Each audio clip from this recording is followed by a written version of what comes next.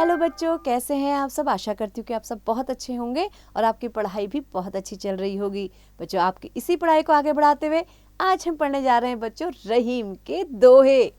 तो बच्चों, रहीमदास जी का नाम तो आपने सुना ही होगा। आइए उनके कुछ दोहे पढ़ते हैं और उनका भावार्थ जानने का प्रयास करते हैं। तो इनसे आपको कुछ न कुछ शिक्षा अवश्य ही मिलेगी। तो आप सभी ध्यान से सुनिएगा बच्चों।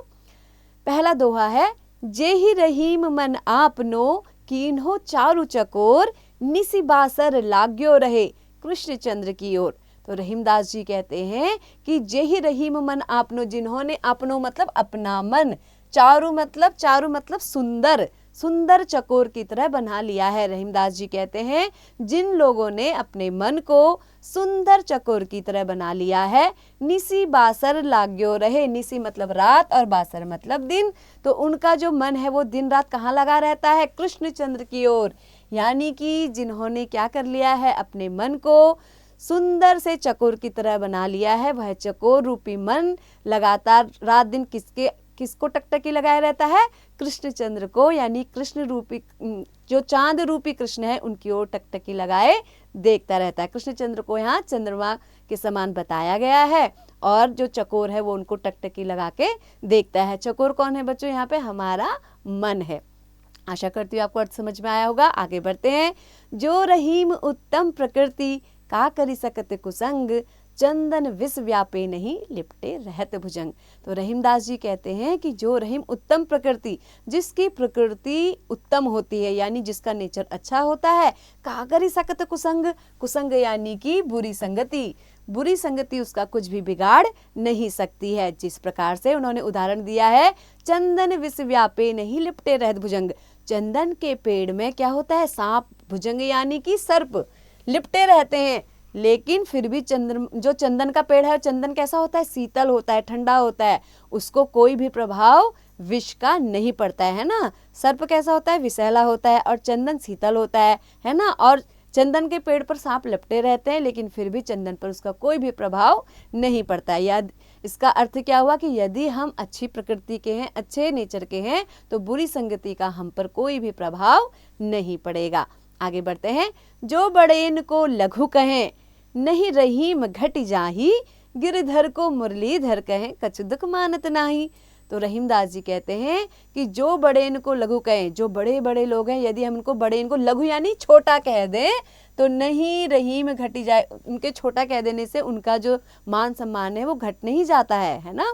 कोई भी बड़े लोगों को अगर हम उनको छोटा कह दें तो उनसे उनका मान सम्मान नहीं घटता है। जिस प्रकार गिरिधर को मुरलीधर कहें, गिरिधर यानी कि जो कौन है, गिरि को धारण करने वाला, यानी कि पहाड़ को अपने उंगली पे धारण करने वाले कौन थे, कृष्ण भगवान।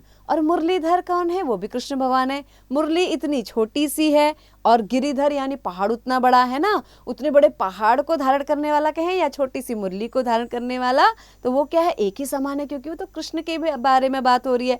कछु दुख मानत ना, इसीलिए इसमें ऐसा कोई भी दुख मानना नहीं चाहिए। अगर हम क्या है, गिरिधर को मुरलीधर भी कहेंगे तो भी एक ही बात होगी। तो इस प्रकार किसी बड़े को हमने लघु भी कह दिया तो उससे उसका मान सम्मान बिल्कुल भी नहीं घटता है, वो बना रहता है।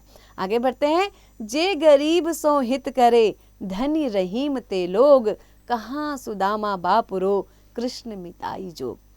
तो बच्चों, इस प्रस्तुत दोहे में रहीमदास जी कहते हैं कि जो लोग गरीबों का हित करते हैं, धनी रहीम ते लोग, तो रहीमदास जी कहते हैं कि असली धनी या असली अमीर लोग तो वही होते हैं, है ना। अगर किसी के पास बहुत सारा पैसा है, रुपया, लेकिन वो किसी की मदद ही नहीं करता है, तो वो अमीर नहीं कहलाएगा, है ना। वास्तव में अमीर या धनी कौन कहलाएगा, जो हमेशा गरीबों की मदद करेगा।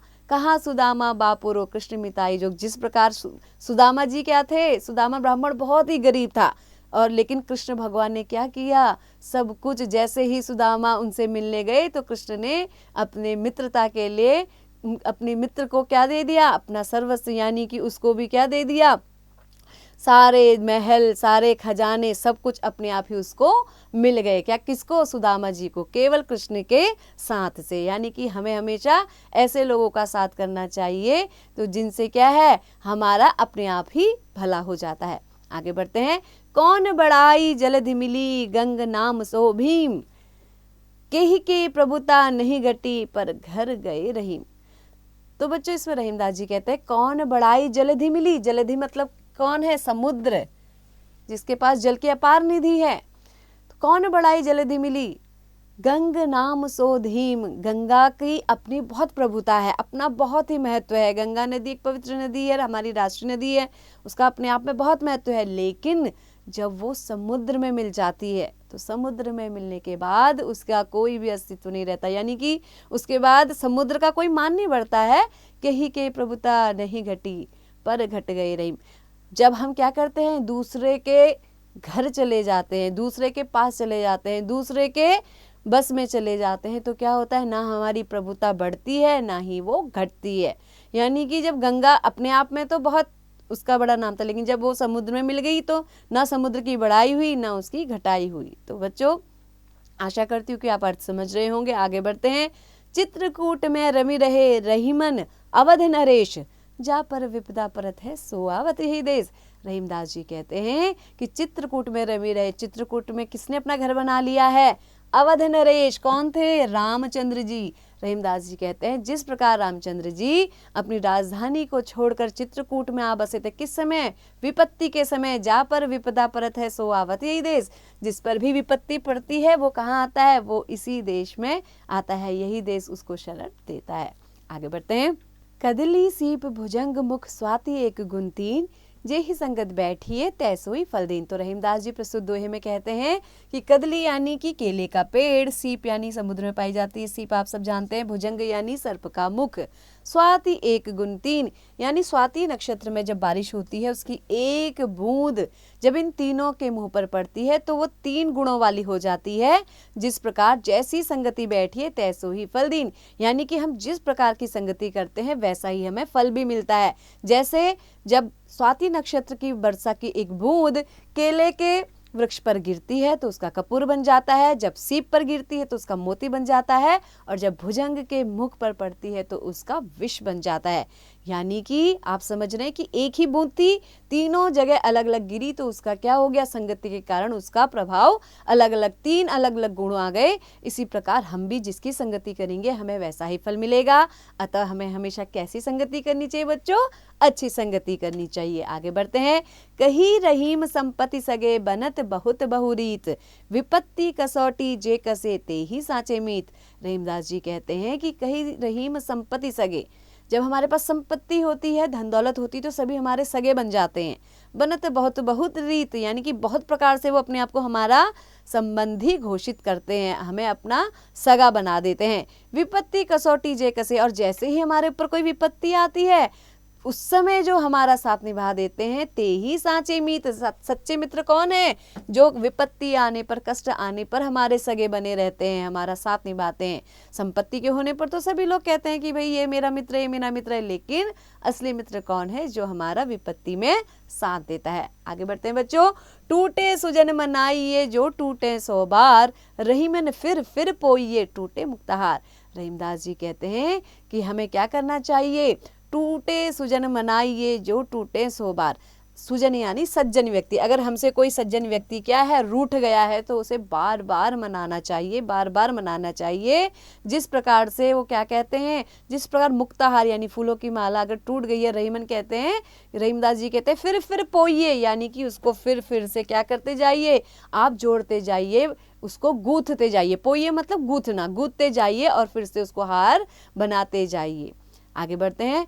तरुवर फल नहीं खात है सरोवर पियत न पानी, कही रहीम पर काज हित संपत्ति सचही सुजान। यानी कि रहीमदास जी कहते हैं कि जिस प्रकार तरोवर यानी कि वृक्ष अपने फल को स्वयं नहीं खाता, सरोवर अपने पानी को स्वयं नहीं पीता, उसी प्रकार रहीमदास जी कहते हैं कि जो लोग क्या होते हैं, पर काज हित दूसरों के काज के लिए, संपत्ति सच ही सुजान। जो असली सज्जन व्यक्ति होता है अपनी सारी संपत्ति का जो संचय होता है वो किसके लिए करता है? दूसरों के लिए, पर काज के लिए, दूसरों के हित के लिए अपना सर्वस्व न्योछावर कर देता है। आपने देखा कोई पेड़ अपना फल खाता है? कभी भी नहीं खाता है ना, दूसरों को देता है। तो दूसरों के हित के लिए जो अपने सब कुछ अपना न्योछावर कर देते हैं वही कौन होते हैं? सुजान यानी सज्जन लोग होते हैं।